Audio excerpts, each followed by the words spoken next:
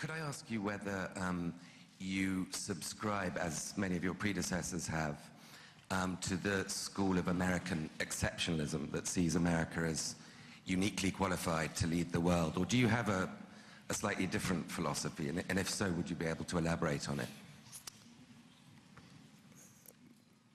I believe in American exceptionalism, just as I suspect that the Brits believe in British exceptionalism and the Greeks believe in Greek exceptionalism.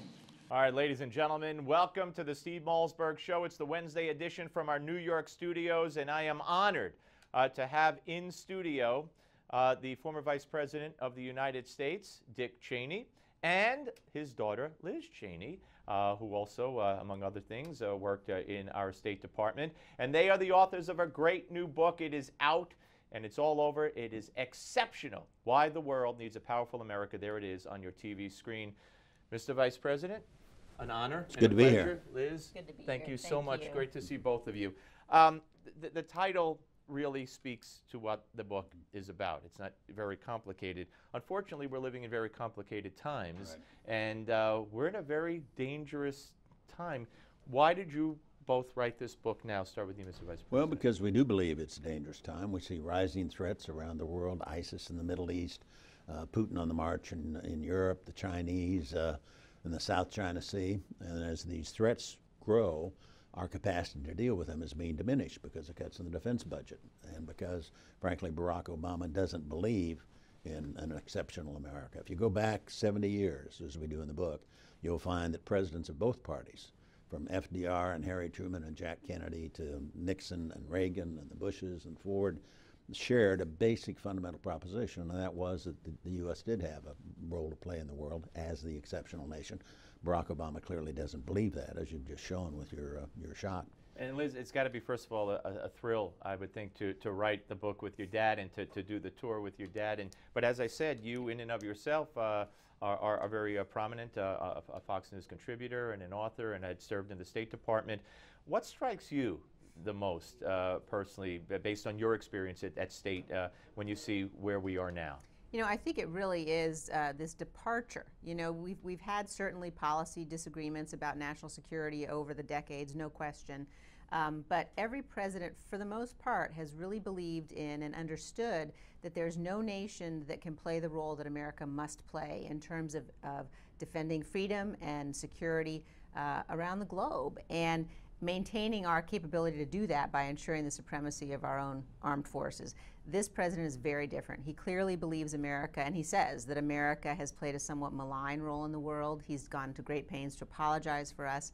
And the impact of those policies that he's implemented because of his ideology have been really devastating. Mr. Vice President, do you believe, do you believe that this president has purposely gotten us into the mess we're in the Middle East? In other words, I don't think things happen by accident. You could say what you want about him.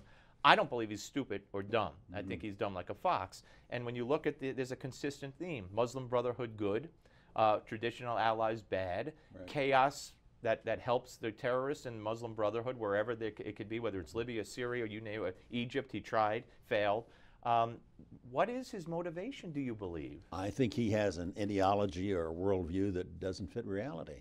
And you talk about the Middle East in particular. We've now got this agreement with Iran on nuclear weapons.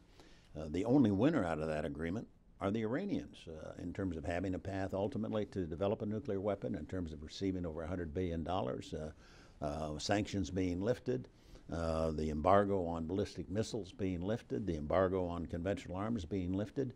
They get everything in this deal, and the Israelis and the Saudis and the Jordanians, the Egyptians, the Emirates, all of our friends and allies in that part of the world are appalled at what happened, but they also feel directly threatened by a nuclear-armed Iran. I think the deal is, from my perspective, the only way to interpret it, and what his motives were was he really wanted to boost Iran's position in that part of the world and make them the dominant force at the expense of our allies. He's now one vote away, because 2 senators today signed on to the deal. He's one vote away from a veto-proof majority, a veto-proof number in the Senate, if they actually do get to 60 to vote on this in the first place. Why did the Senate give away their rights? Why did the Corker bill ever come up? When I heard Barack Obama say, okay, you won, I give up. You know, you got me, Republicans. You knew right then and there this was a terrible deal. Why? Why did the Republicans do this and give away treating this as a treaty? Well, it needs to be treated as a treaty. It's certainly that significant. Under the Constitution, a treaty has to go before the Senate. The Senate has to give a 2/3 vote of approval. That was the way to handle this. I think what's been done here is really ignoring the Constitution. But more than that, I now hear there's a lot of talk about a filibuster. And the Democrats in the Senate successfully, if they successfully... No vote. Then there won't be any vote, and no member of the Senate will ever be recorded in a vote on their position on this issue. That's total neutering, if you will. I can think of other words to use, but neutering. You could use it. Neutering the United States Senate in one of the most important issues that's likely to come before them in this decade. I do not understand why they've allowed that to happen. Obama obviously has worked very hard to make it happen. Politically speaking, the leadership, what are your thoughts of McConnell and Boehner? To me, very disappointing. Well, I think they've got, both of them, a very tough job. I think you have a situation here, though, where it's absolutely clear that the result of this agreement is likely to be an Iranian bomb, probably an Iranian arsenal. And the notion that the people's representatives are afraid, the Democrats in this case, are afraid to put their name on that piece of legislation is appalling. And it's totally, it undermines the fundamental democratic values of our republic. And frankly, I think the voters shouldn't stand for it. They ought to understand where their representatives are on this issue. In general, Mr. Vice President, when Mitch McConnell runs for the Senate and they say, get Harry Reid out of the leadership, put me in, and we'll send bills to the president's desk, and we'll start with Keystone, which they did, but that's been it. And Boehner punishing conservatives who don't, who disagree with him, and nothing. This Republican Congress has done nothing. I mean, you try to vote on things. If it gets filibustered and you can't get the 60, like with Planned Parenthood defunding, so be it. But are you disappointed that the Senate hasn't tried to send bills to the president's desk to at least make him veto, so Hillary or someone would have to say, well, I agree or I disagree? Yeah, well, I think they've done a lot, but the key right now, obviously, is this one. Yeah. And this specifically, under the Senate rules, the Democrats have the capacity, if they've got 41 votes, to, in effect, filibuster the Senate to the point where there never will be a vote on the substance of this issue. Under the rules of the Senate, the majority leader can't do anything about that. Yeah. You end up with a filibuster if they've got the votes. Hillary Clinton. And I want to get to you in a second, Liz. You worked in the State Department. Now we find out that she sent classified emails on her private server. Clinton emails contain spy satellite data on North Korean nukes. Her defense is, well, it never said classified. Is that a defense that's going to fly? And why are so many people saying, well, she didn't break any laws? Well, Liz worked in the State Department and understands what their procedures are.